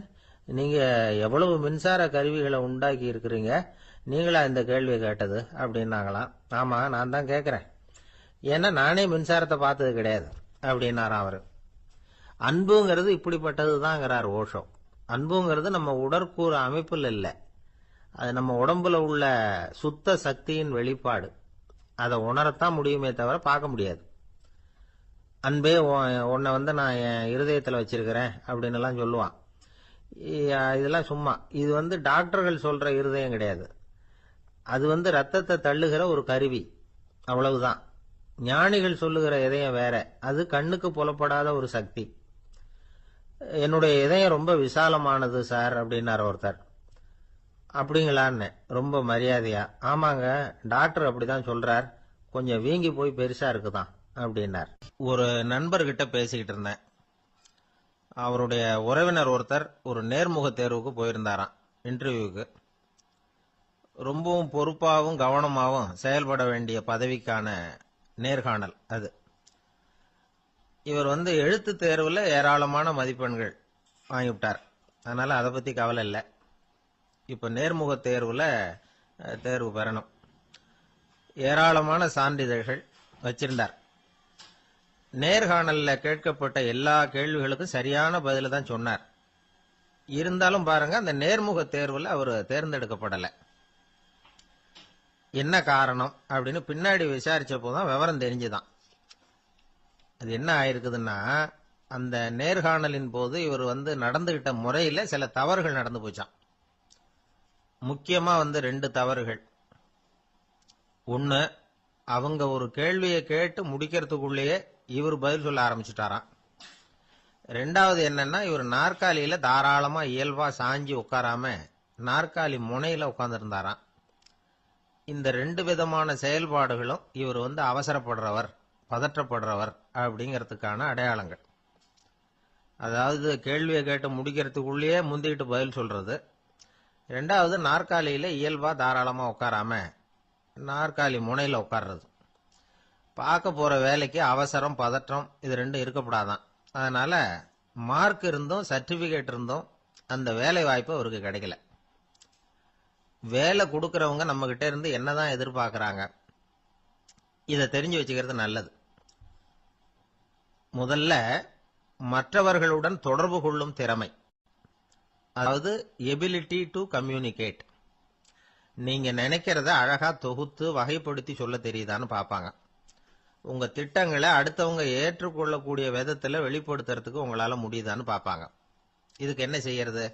குழப்பம் இல்லாம சிந்திக்கணும், குழப்பம் இல்லாம பேசணும். ரெண்டாவது விஷயம் என்னன்னா புத்திசாலித்தனம், அதாவது இன்டெலிஜென்ஸ். ஏத்துக்க போற வேலையை நல்ல விதமா செய்ய முடியுமா உங்களால, அதை எந்தெந்த வழியில செய்யலாம் அப்படிங்கறத உங்களால தீர்மானிக்க முடியுமா, அந்த வேலைக்கான புது புது யோசனைகளை உங்களால சொல்ல முடியுமா அப்படின்னு பார்ப்பாங்க. இது இன்டெலிஜென்ஸ். மூணாவது தன்னம்பிக்கை, அதாவது செல்ஃப் கான்பிடன்ஸ். உங்களுக்கு அது உண்டா அப்படிங்கறத கவனிப்பாங்க. எந்த சூழ்நிலையையும் சமாளிக்கணும், எப்படிப்பட்ட மனிதர்களையும் சமாளிக்கிற தைரியம் வேணும், அடுத்தவங்களை நமக்கு சாதகமா திருப்பக்கூடிய தன்னம்பிக்கை வேணும். நாலாவது பொறுப்புகளை முன்வந்து ஏற்றுக்கொள்ளுதல், வில்லிங்னஸ் டு அக்செப்ட் ரெஸ்பான்சிபிலிட்டி. பொறுப்புகள்ல இருந்து நழுவி போக ஆசைப்படாம செஞ்சு முடிக்கணும். அஞ்சாவது முன் வருதல், இனிஷியேட்டிவ். வேலையோட முக்கியத்துவம் உணர்ந்து அதை ஏத்துக்கிட்டு தகுந்த நடவடிக்கைகளை தயங்காம எடுக்கிறதுக்கு முன் வரணும். ஆறாவது என்னன்னு கேட்டீங்கன்னா தலைமைத்துவம், லீடர்ஷிப். 4 பேருக்கு தலைமை தாங்கி நல்ல விதத்துல நடந்துக்க தெரியுதா. ஏழாவது கற்பனை திறன், இமேஜினேஷன். சில பிரச்சனைகள் வரக்கூடும் அப்படின்னு முன்கூட்டியே யூகிச்சு அதுக்கு தகுந்த மாதிரி நடவடிக்கை எடுக்கிற திறமை உண்டா அப்படிங்கறத பார்ப்பாங்க. எட்டாவது என்னன்னா வளைந்து கொடுத்தல், பிளெக்சிபிலிட்டி. சூழ்நிலைக்கு தகுந்த மாதிரி, மாற்றங்களுக்கு தகுந்த மாதிரி அனுசரிச்சு நடந்துக்கிறதுக்கு தெரியுதா உங்களுக்கு அப்படிங்கறத கவனிப்பாங்க. அடுத்தது திறமைகளை வெளிக்கொணரும் திறமை, இன்டர்பர்சனல் ஸ்கில்ஸ். அடுத்தவங்க கிட்ட இருக்கிற திறமையை கண்டுபிடிச்சு அதை நல்ல விதத்துல ஊக்கப்படுத்தி பயன்படுத்த தெரியுதா அப்படின்னு பார்ப்பாங்க. ஆறாவது சுய அறிவு, செல்ஃப் நாலேஜ். அடுத்தவங்க நம்மளை பத்தி என்ன நினைக்கிறாங்க அப்படிங்கறத நம்மால புரிஞ்சுக்க முடியுதாங்கிறது முக்கியம். அடுத்தது போட்டி மனப்பான்மை, காம்படிட்டிவ்னஸ். அடுத்தவங்களை ஒப்பிட்டு பார்த்து அதை விட ஒரு படி மேல வரணுங்கிற குணம் வேணும். இதுக்கு அடுத்தது என்னன்னா குறிக்கோளை வெல்லுதல், கோல் அச்சீவ்மெண்ட். குறிக்கோளை சவாலா எடுத்துக்கிட்டு அதை அடையணும். அப்புறம் வேறுபட்ட திறமைகள், ஒகேஷனல் ஸ்கில்ஸ். பதவிக்கு வேண்டிய திறமைகள் தவிர மற்ற திறமைகள் ஏதும் உண்டாங்கிறது முக்கியம். நமக்கு வேலை கொடுக்கணும்னு நினைக்கிறவங்க நம்ம கிட்ட இருந்து இவ்வளவும் எதிர்பார்ப்பாங்க. அதுக்கு தகுந்த மாதிரி நம்மளை நாமே தயார்படுத்திக்கணும். எனக்கு வேண்டப்பட்ட ஒருத்தர் ஒரு இன்டர்வியூக்கு போயிட்டு வந்தார், நேர்காணலுக்கு. எப்படி இருந்தது இன்டர்வியூன்னு விசாரிச்சேன். நான் போனேன். அவர் கேட்ட எல்லா கேள்விக்கும் அவர் எதிர்பார்த்தது மாதிரியே எல்லா பதிலையும் சொன்னேன். கடைசியா நான் எதிர்பார்க்காத ஒரு தகவலை அவர் சொன்னார் அப்படின்னார். என்னன்னு கேட்டேன். அவரும் என்ன மாதிரியே இன்டர்வியூக்கு வந்தவர் தானா, சும்மா என்ன கேள்வி கேட்டுக்கிட்டு உட்காந்துருந்தாராம் அப்படின்னார். அதனால ஒரு நேர்காணலுக்கு போறதுக்கு முன்னாடி என்ன எதிர்பார்க்கறாங்க அப்படிங்கறத தெரிஞ்சுக்கிட்டு போனா வெற்றி நிச்சயம். 2 பேர் சுவாரஸ்யமா பேசிட்டு இருக்கிறப்போ குறுக்க புகுந்து தொந்தரவு பண்றதுக்குன்னே சில பேர் இருப்பாங்க. அது ரொம்ப இடைஞ்சலா இருக்கும். இதே மாதிரி மின்காந்தம் கூட குறுக்க புகுந்து தொந்தரவு பண்ணும். கடைசியில் அது ஒரு பெரிய இடைஞ்சல கொண்டாந்து விட்டுரும். சில வீடுகளில் கேபிள் கனெக்ஷன் இல்லாம சில தனியார் டிவி காட்சிகள் தெரியும். அதுக்கு என்ன காரணம்னா இந்த மின்காந்த குறுக்கீடு தான் காரணம். இதைத்தான் சுருக்கமா இஎம்ஐ அப்படின்னு சொல்றாங்க. அதாவது எலக்ட்ரோ மேக்னெட்டிக் இன்டர்ஃபியரன்ஸ். இது ஏற்படக்கூடிய இடங்கள் எது எதுன்னு எடுத்துக்கிட்டா அது ஒரு பெரிய பட்டியலாவே போயிடும். இந்த இஎம்ஐ தொந்தரவு கேபிள் டிவியில மட்டும்தான் இல்லை, ராக்கெட் ஏவுதளத்தில் உள்ள ரேடார்கள், அங்க உள்ள சில சக்தி வாய்ந்த தொலைத்தொடர்பு சாதனங்கள், விமான தளங்களில் உள்ள ரேடார்கள், கப்பல் தளங்களில் பொருத்தப்பட்டிருக்கக்கூடிய சக்தி வாய்ந்த ஆண்டனாக்கள், இப்படி நிறைய சொல்லலாம். காவல் நிலையங்களில் பயன்படுத்தப்படுகிற வயர்லெஸ் தொடர்பு சாதனங்கள் கூட ஓரளவுக்கு இந்த மின்காந்த அலைகளை வெளியிடும். நம்ம வீட்டில் உட்காந்துக்கிட்டு ரேடியோ கேட்டுக்கிட்டு இருப்போம் அல்லது டிவி பார்த்துக்கிட்டு இருப்போம். அந்த சமயத்தில் பக்கத்து தெருவில் ஒரு மோட்டார் சைக்கிள் அல்லது காரு, குறிப்பாக பெட்ரோல் இன்ஜின், அது போறப்ப அதில் உள்ள மின்காந்த மின்கலத்தில் அதாவது மேக்னெட்டோ பேட்டரியிலிருந்து வெளிப்படுகிற மின்காந்த அலை இங்க டிவியிலையும் ரேடியோவிலையும் கரகரப்பை உண்டு பண்ணும். சரி, இது பெருசா என்ன இடைஞ்சல உண்டு பண்ணிட போகுது அப்படின்னு நாம அலட்சியமா நினைக்கலாம். வயசானவங்களுக்கு மறதி நோயின்னு ஒன்று வரும்ல, அல்ஷமீர், அதாவது மூளையில் உள்ள செல்கள் செயலிழந்து போயிடுறது. அது செய்ய வேண்டிய வேலையை மறந்துடும். மனைவியே எதிரில் நின்னா கூட உன்னை எங்கேயோ பார்த்தது மாதிரி தெரியுதே அப்படின்னு சொல்லிட்டு இருப்பாங்க. அப்படி ஒரு மறதி. இந்த விசித்திரமான நோய்க்கு இதுவரைக்கும் மருந்தே இல்லைன்னு வேற சொல்றாங்க. இந்த மைக்ரோ ஓவன் அப்படின்னு சொல்லக்கூடிய சமையல் அடுப்புகள் கூட மின்காந்த அலைகளை வெளியிடுது. சமயத்தில் சில தொழிற்சாலைகளில் கூட பெரிய விபத்துக்களை இந்த இஎம்ஐ உண்டு பண்ணிவிடும். இத பத்தி தீவிரமா சிந்திக்க ஆரம்பிச்சதே ஒரு விபத்துக்கு பிறகுதான். அமெரிக்காவுக்கும் வியட்நாமுக்கும் இடையில போர் நடந்ததே, அந்த சமயம் அமெரிக்காவுக்கு சொந்தமான விமானம் தாங்கி கப்பல் ஒண்ணு வியட்நாம தாக்கறதுக்கு தயாரா ஏவுகணைகளோட கடல்ல நிறுத்தி வைக்கப்பட்டிருந்தது.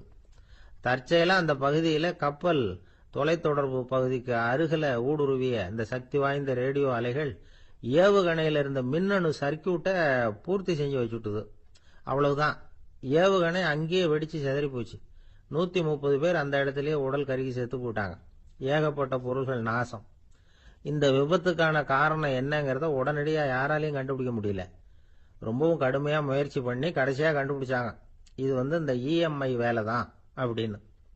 மின்னணு தொலைபேசிகள் இருக்க, இதுல பேசும்பொழுது நம்ம காதை அதாவது செவியை ஊடுருவக்கூடிய மின்காந்த அலையானது மூளைக்கு போய் அங்க மூளை கட்டிகளை உருவாக்க ஊக்கம் கொடுக்குது அப்படின்னு வேற கண்டுபிடிச்சிருக்கிறாங்க. இந்த இஎம்ஐ ரொம்ப குறைஞ்ச மின்காந்த அழுத்தத்துல நமக்கு எந்த பாதிப்பையும் ஏற்படுத்துறதில்லை. மின்காந்த அலைகள் அழுத்தத்தோட இருக்கிற இடங்கள்ல ரொம்ப நேரம் இருந்தோம்னா நம்ம உடம்பின் வெப்பநிலை 2 டிகிரி செல்சியஸ் வரைக்கும் அதிகரிக்குதாம். அதனால வெப்பநிலையை சீராக்கிறதுக்கு இதய துடிப்பும் அதிகரிக்குது. இப்படிலாம் கண்டுபிடிச்சிருக்கிறாங்க. இப்பெல்லாம் இந்த மின்காந்த குறுக்கீடுகளை தடுக்கிறது எப்படி அப்படின்னு விஞ்ஞானிகள் யோசனை செய்ய ஆரம்பிச்சிருக்கிறாங்க. இந்த விஷயத்துல அலட்சியமா இருந்தோம்னா எதிர்காலத்துல நிறைய பேருக்கு இந்த ஞாபக மறதி நோய் வந்துடும். அப்புறம் அது ரொம்ப கஷ்டமா போயிடும். ஒரு குடும்ப தலைவர் தன் மனைவியை பார்த்து, யார் நீ, உன்னை எங்கேயோ பார்த்தது மாதிரி இருக்குதே அப்படின்னு சொல்லிட்டு இருந்தார். உடனடியாக அவரை போய் பார்த்தேன். வாங்க டாக்டர்கிட்ட போகலாம் அப்படின்னு. அவரு என்னை தனியா அழைச்சிட்டு போய் காதோட காதா மெதுவா சொல்றார், இத பார்ப்பா, என் கையில பணம் இல்லாத போகலாம், அப்படி மறதி நோய் வந்துட்டது மாதிரி நடிச்சுக்கிட்டு இருப்பேன், அவ்வளவுதான், அதை நீ கண்டுக்காத அப்படின்னார்.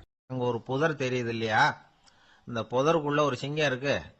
அந்த பக்கமா நான் போறப்போ வர்றப்போலாம் அது என்கிட்ட ஒம்பு வளர்க்குது, தகராறு செய்யுது, என் மேல பாயுது, என்னை தாக்குது, ஏன்னு தெரியல அப்படின்னுது. இதை கேட்டதும் அந்த குரங்கு சொல்லிச்சு, இனிமே கவலைப்படாத, இந்த தடவை நான் உன்னை காப்பாத்துறேன்னுது. அதுக்கப்புறம் ஒரு நாள் அந்த குரங்கும் கழுதியும் அந்த புதர் பக்கமா போய்கிட்டு இருந்தாங்க. எதிர்பார்த்தது மாதிரியே நடந்தது. அந்த சிங்கம் எதிரில் வந்தது, கழுதியை பார்த்தது, உடனே அது மேல பாய ஆரம்பிச்சுட்டுது. அவ்வளவுதான். உடனே இந்த குரங்கு என்ன பண்ணிச்சு தெரியுமா, கிடுகிடுன்னு ஒரு மரத்து மேல ஏறி உட்காந்துக்கிட்டது. அங்க உட்காந்துக்கிட்டு கீழே அந்த கழுதையும் சிங்கமும் போடுற சண்டையை வேடிக்கை பார்க்க ஆரம்பிச்சுட்டுது. கொஞ்ச நேரம் கழிச்சு அடிபட்ட காயத்தோட அந்த கழுதை மெதுவா நடந்து வந்தது. குரங்கும் மெல்ல மரத்தை விட்டு கீழே இறங்குச்சு. இப்ப கழுதை கேட்டுது, என்னை காப்பாத்துறேன்னு சொல்லிவிட்டு காலை வாரி விட்டுட்டியே, நீ பாட்டுக்கு மரத்து மேல ஏறி உட்காந்துக்கிட்டே, இது நியாயமானது. குரங்கு பரிதாபமா அதை பார்த்தது. நான் மரத்து மேல இருந்து நீங்க 2 பேரும் சண்டை போட்டதை பார்த்துக்கிட்டு தான் இருந்தேன். உன்னோட சத்தம் தான் அதிகமா இருந்தது, அது நீ சிரிக்கிற மாதிரி எனக்கு கேட்டுது, அதனால நீ தான் ஜெயிச்சுக்கிட்டு இருக்க போல இருக்கு அப்படின்னு நினைச்சுட்டேன். இன்னைக்கு பல பேர் இப்படிதான் இருக்கிறாங்களாம். யாரு ஜெயிக்கிறாங்க யாரு தோக்குறாங்கிறத முகத்தை பார்த்து கூட கண்டுபிடிக்க முடியறதில்ல, பேசுற பேச்சை வச்சு கூட கண்டுபிடிக்க முடியறதில்ல. தோற்கிறவங்க கூட சிரிக்கிற மாதிரி முகத்தை வச்சுக்கிறான். இன்றைய மனிதர்கள் கிட்ட ஏகப்பட்ட முரண்பாடுகள். பொய் முகங்களோட உலவுகிறவர்கள் தான் அதிகம். உண்மை முகம் எங்க இருக்கு அப்படிங்கறத புரிஞ்சுக்கிட்டு நண்பர்களை தேர்ந்தெடுக்கணும் அப்படிங்கிறது ஒரு முக்கியமான கருத்து. கடவுள் இந்த உலகத்தை படைச்சுட்டு அதுக்கப்புறமும் கொஞ்ச நாள் இங்கே தங்கி இருந்தாராம். அப்பதான் அவருக்கு ஒரு உண்மை புரிஞ்சுதான், இந்த உலகத்துல தங்கி இருக்கிறது எவ்வளவு இடைஞ்சல்னு. தினமும் மனிதர்கள் தேடி ஏதாவது புகார் சொல்லிக்கிட்டே இருந்தாங்களாம், எனக்கு அது வேணும் இது வேணும்னு கேட்டுக்கிட்டே இருந்தாங்களாம். சில பேர் வந்தாங்க, நாங்க விவசாயம் பண்றோம், தண்ணி இல்லாம பயிர் காயுது, எங்களுக்கு மழை வேணும் அப்படின்னாங்க. அவங்க போனதும் அதுக்கப்புறம் சில பேர் வந்தாங்க, நாங்க மண்பானை செய்யறவங்க நிறைய பானை செஞ்சு வச்சிருக்கிறோம், மழை பெஞ்சா எல்லாம் கரைஞ்சி வீணா போயிடும், அதனால இன்னைக்கு மழை பெய்யக்கூடாதுன்னாங்க. கடவுள் பார்த்தார், அவருக்கு என்ன பண்றதுன்னே தெரியல, ஏகப்பட்ட குழப்பம், தலையை பிச்சுக்கலாம் போல இருந்தது, கிட்டத்தட்ட பைத்தியம் முடிக்கிற அளவுக்கு ஆயிட்டுது. எல்லாருடைய ஆசைகளையும் அவரால் நிறைவேற்ற முடியல, ஏன்னா ஒண்ணுக்கு ஒண்ணு முரண்பாடா இருந்தது. ஒரு நாள் தன்னுடைய அமைச்சரவையை கூட்டி ஆலோசனை கேட்டார், என்ன செய்யலாம்னு சொல்லுங்கன்னார். இது என்ன பிரமாதம், பேசாம இமயமலை அடிவாரத்தில் போய் உட்காந்துங்க, யாரும் தொந்தரவு பண்ண மாட்டாங்கன்னாங்க. அங்கேயும் மனிதர்கள் வர ஆரம்பிச்சிருவாங்களேன்னார் கடவுள். சரி அப்படின்னா சந்திரன்ல போயிருந்துக்கலாமேன்னாங்க. அங்கேயும் மனுஷன் குடி வர போறான் அப்படின்னார் கடவுள். வெகு தூரத்துக்கு அப்பால் உள்ள நட்சத்திர மண்டலத்துக்கு போயிடலான்னாங்க. இதெல்லாம் நிரந்தர தீர்வாகாது, நிரந்தரமா இந்த மனிதனுடைய தொல்லையிலிருந்து நான் விடுபடணும், அதுக்கு ஏதாவது வழி சொல்லுங்கன்னார் கடவுள். ஒரு வயசான ஆள் வந்தார், கடவுளுக்கு காதோட காதா ஒரு வழியை சொன்னார்.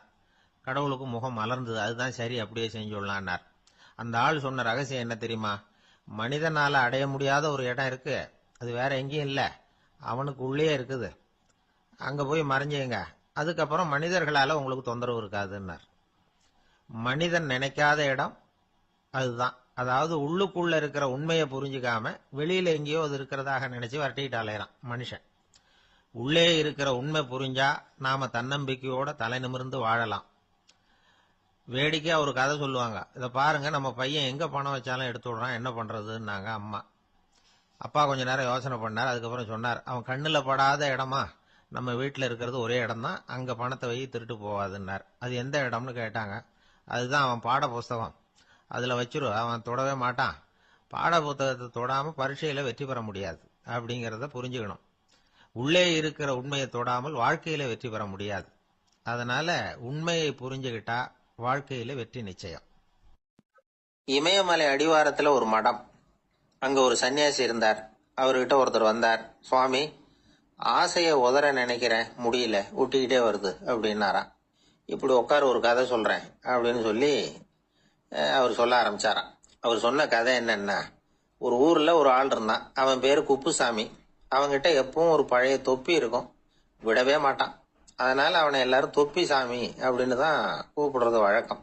ஒரு புது தொப்பி வாங்கிக்கப்படாதாப்பா அப்படின்னு நண்பர்கள்லாம் சொல்லி பார்த்தாங்க. பணத்துக்கு எங்க போவேன் அப்படின்னு விட்டானா. பணம் வச்சிருக்கான், செலவு பண்ண மனசு வரல, மகா கஞ்சன். பழைய பாட்டில்கள்லாம் வாங்கி வித்துக்கிட்டு இருந்தான். அப்படி ஒரு தடவை பழைய கண்ணாடி சாமான்களை ஏலத்தில் எடுத்தப்போ அதுல ஒரு அருமையான சென்ட் பாட்டில் கிடைச்சது. உடனே ஒரு ஐடியா பண்ணான். அந்த சென்ட்டை சின்ன சின்ன பாட்டில்கள்ல அடைச்சி ஜன்னல் ஓரமா அடுக்கி வச்சுட்டான். அதை வித்தா நிறைய பணம் கிடைக்குமே, அதனால. இதுக்கு இடையில ஒரு நாள் அவன் அப்படியே உட்காந்துருந்தான். அந்த நேரம் நண்பன் வந்தான். ஏண்டா, உன் பழைய தொப்பிய மாத்தப்படாதா, ஊர்ல எல்லாரும் கேலி பேசுறாங்களே உன்னை தொப்பி சாமின்னு அப்படின்னு சொல்லி கேட்டிருக்கான். இந்த சென்ட் பாட்டில் வித்ததும் பணம் வரும், அதுக்கப்புறம் பார்க்கலாம் அப்படின்னு நானா இவன். சரி வா, நீச்சல் குளத்துக்கு போயிட்டு வருவோம் அப்படின்னு கூப்பிட்டுருக்கான் நண்பன். 2 பேரும் போனாங்க. அதே நேரம் அந்த ஊர் நீதிபதியும் அங்க குளிக்க வந்தாராம். அவர்கிட்ட இருந்தது விலை வசந்த ஒரு புது தொப்பி. அதை அங்க இருந்த ஸ்டாண்ட்ல மாட்டிவிட்டு குளிக்க போனார். இதுக்கிடையில குப்புசாமி குளிச்சுட்டு வந்தான். அவனுடைய பழைய தொப்பியை காணல. அந்த புது தொப்பியை பார்த்தா இது நண்பனுடைய வேலை தான் அப்படிங்கறதாக புரிஞ்சுக்கிட்டு அதை எடுத்து மாட்டிட்டு வந்துட்டான். நீதிபதி குளிச்சுட்டு வந்து பாக்குறாரு, தொப்பியை காணும். போலீஸ்ல புகார் கொடுத்தார். அவங்க தேடினாங்க. ஒரு மூலையில பழைய தொப்பி கிடைச்சது. அடடா, இது நம்ம குப்புசாமியோட தொப்பி இல்லையா அப்படின்னு நானா ஒருத்தன். உடனே அவன் வீட்டுக்கு தேடிட்டு போயிருக்காங்க. அங்க போய் பார்த்தா புது தொப்பி அங்க இருக்குது. உடனே அவனுக்கு 1000 ரூபாய் அபராதம் போட்டாங்களாம். அவன் பணத்தை கட்டிவிட்டு ரொம்ப எரிச்சலோட வீட்டுக்கு வந்தான். பழைய தொப்பி கண்ணுல பட்டது. மறுபடியும், உன்னாலதானே எனக்கு 1000 ரூபாய் நஷ்டம் அப்படின்னு சொல்லி அதை எடுத்துக்கிட்டு அப்படி போயிருக்கான். அந்த ஊர் குளத்துல வீசி எரிஞ்சுட்டு வந்துட்டான். அது மீன் பிடிக்கிற ஒருத்தன் கையில சிக்கிச்சு. அவன் வர்ற வழியில அதை எடுத்து வேகமா வீசி எறிஞ்சான். அது நேரா குப்புசாமி வீட்டு ஜன்னல் வழியா உள்ள இந்த சென்ட் பாட்டில்கள் மேல விழுந்து எல்லாம் உடஞ்சி நொறுங்கி போச்சு. குப்புசாமி பார்த்தான். தோட்டத்துல ஆழமா ஒரு குழியை வெட்டினான். அந்த தொப்பியை போட்டான், மூடிவிட்டான். இதை அடுத்த வீட்டுக்காரன் பார்த்தான். ஏதோ புதையல் தான் வச்சிருக்கான் போல இருக்குன்னு நினைச்சான். போலீஸ்ல போய் புகார் கொடுத்துட்டான். மறுபடியும் போலீஸ் குழியை தோண்டினாங்க. பழைய தொப்பி மறுபடியும் வெளியில வந்தது. எல்லாரும் சிரிக்கிறாங்க. அன்னைக்கு ராத்திரியே அந்த தொப்பியை எடுத்துக்கிட்டு நேரா புறப்பட்டான். ஒரு கல்லுல அதை சேர்த்து கட்டி குடிநீர் தொட்டி இருக்கும்ல, அதுல போட்டுட்டு வந்துட்டான். இனிமே என்ன பண்ணும் பாப்போம்னு. ஒரு நாள் திடீர்னு குழாயெல்லாம் அடைப்பட்டு போச்சு. மாநகராட்சி அலுவலர்கள் என்னன்னு பார்த்தா அந்த பழைய தொப்பி குழாயை அடைச்சிக்கிட்டு இருக்குது. இது குப்புசாமியோட தொப்பிங்கிறது தான் எல்லாருக்கும் தெரியுமே.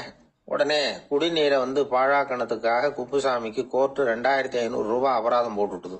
அதையும் கட்டிவிட்டு வெளில வந்தான். கடைசியா முடிவு பண்ணான். ஒரு நெருப்பு குச்சியை கிழிச்சான்.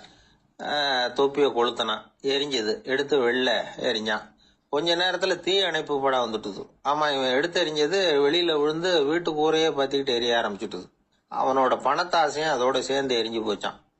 இப்படி ஒரு கதை. இந்த கதையை சொல்லி முடிச்சார் அந்த இமயமலை அடிவாரத்துல இருந்த சன்னியாசி. இப்ப அந்த குப்புசாமி எங்க இருக்கிறான்னு கேட்டார் எதிரில இருந்தவர். இதோ உன் எதிரிலே இருக்கிறான், நான் தான் அந்த குப்புசாமி அப்படின்னாராம் அந்த சன்னியாசி. அந்த குப்புசாமி கிட்ட இருந்தது மாதிரி ஒரு பழைய தொப்பி நம்ம ஒவ்வொருத்தர்கிட்டயும் உண்டு. அதை எப்படி தொலைக்கிறதுன்னு தெரியாம தடுமாறிக்கிட்டு இருக்கிறோம். அது என்ன தொப்பிங்கிறீங்களா? அதுதான் நம்மை சூழ்ந்திருக்கிற மாயை அப்படிங்கிறார் சுவாமி சின்மயானந்தர். மெய்ஞானம் கிடைக்கிறப்போ மாயை எரிஞ்சு போகும் அப்படிங்கிறது அவருடைய கருத்து.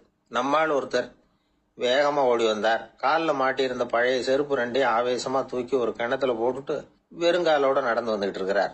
ஏன் அப்படி பண்ணீங்க அப்படின்னு கேட்டோம். அந்த செருப்புக்கு சொந்தக்காரன் வந்து பின்னாடி வந்துகிட்டு இருக்கிறான், அதனால அப்படி பண்ணேன் அப்படிங்கிறார் இவர். ஒரு ஆளு ராமகிருஷ்ணரை தேடி வந்தான். அவன் கையில 1000 பொற்காசுகள் வச்சிருந்தான். அதை அவர்கிட்ட கொடுத்து இதை ஏத்துக்கணும் அப்படின்னு ரொம்ப பணிவா கேட்டுக்கிட்டான்.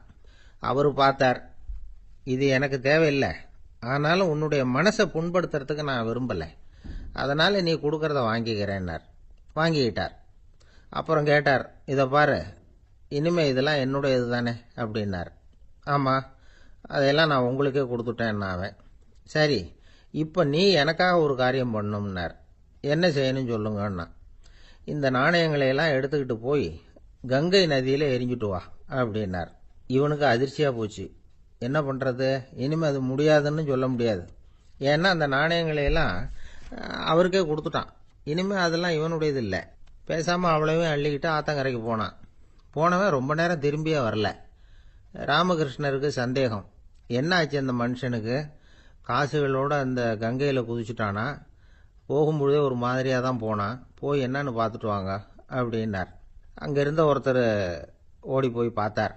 அவர் போய் பார்க்கும்பொழுது அவன் அங்கேயே இருந்தான். அதுக்கப்புறம் அவர் திரும்பி வந்தார். வந்து விவரத்தை சொன்னார். அதாவது அவன் கங்கை கரையில் உட்காந்துக்கிட்டு ஒவ்வொரு நாணயமா 1 2ன்னு எண்ணி எண்ணி வீசிக்கிட்டு இருக்கிறான். அவனை சுற்றி ஒரு கும்பல் நின்றுக்கிட்டு அவனை தடுத்துக்கிட்டு இருக்குது அப்படின்னு விவரத்தை சொன்னார் போயிட்டு வந்தவர்.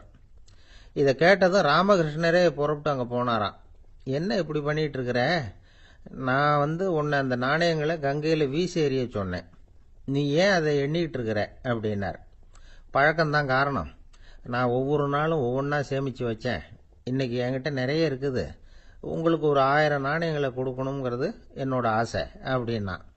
இப்போ ராமகிருஷ்ணர் சொன்னார், ஒரே நேரத்தில் எல்லாத்தையும் சம்பாதிச்சிருந்தா நீ வந்து எண்ணுறது பொருத்தமாக இருக்கும். எல்லாத்தையும் இழக்கும்போது ஒவ்வொன்றா எண்ணிக்கிட்டு இழக்கிறதுங்கிறது சரியான செயல் இல்லை. அதனால் ஒரே தடவையாக எல்லாத்தையும் தூக்கி எறிஞ்சிடும் அப்படின்னார். இது இழப்பது அப்படிங்கிற ஒரு உயர்ந்த நிலை. இதை நாம் யதார்த்த வாழ்க்கையில் சம்பந்தப்படுத்தி பார்த்து குழப்பிக்கிட்டு இருக்கக்கூடாது. இழக்கிறேன்னு சொல்லிக்கிட்டு இருக்கிற காசையெல்லாம் ஆற்றுலையும் குளத்துலையும் கொண்டு போய் எரிஞ்சிட்டு வாங்க அப்படின்னு உபதேசம் பண்ணுறதாக யாரும் நினச்சிடக்கூடாது. இதில் நாம் புரிஞ்சிக்க வேண்டியது என்னென்னா, எதையாவது ஒன்றை இன்னொருத்தருக்கு கொடுக்கணும் அப்படின்னு விருப்பப்பட்டால் அதை மனப்பூர்வமாக கொடுத்துடணும். கொடுத்துட்டு அதையே நினச்சிக்கிட்டு இருக்கக்கூடாது. நம்மால் ஒருத்தர் ஒரு 100 ரூபாய் நோட்டை தன்னுடைய நண்பர் ஒருத்தர்கிட்ட கொடுத்து, இது உனக்கு தான் வச்சுக்கோ அப்படின்னார். அவர் பார்த்தார், இது இனிமேல் எனக்கு தானே சொந்தம் அப்படின்னார். ஆமான்னார் அவர். அப்படின்னா எனக்காக நீ ஒரு உதவி செய்யணும்னார். சொல்லுங்க, செய்கிறேன்னார் அவர். இந்த 100 ரூபாய் நோட்டை தீ வச்சு கொளுத்தி விடுனார். இவர் அதிர்ச்சியாகி அவரை பார்த்தார்.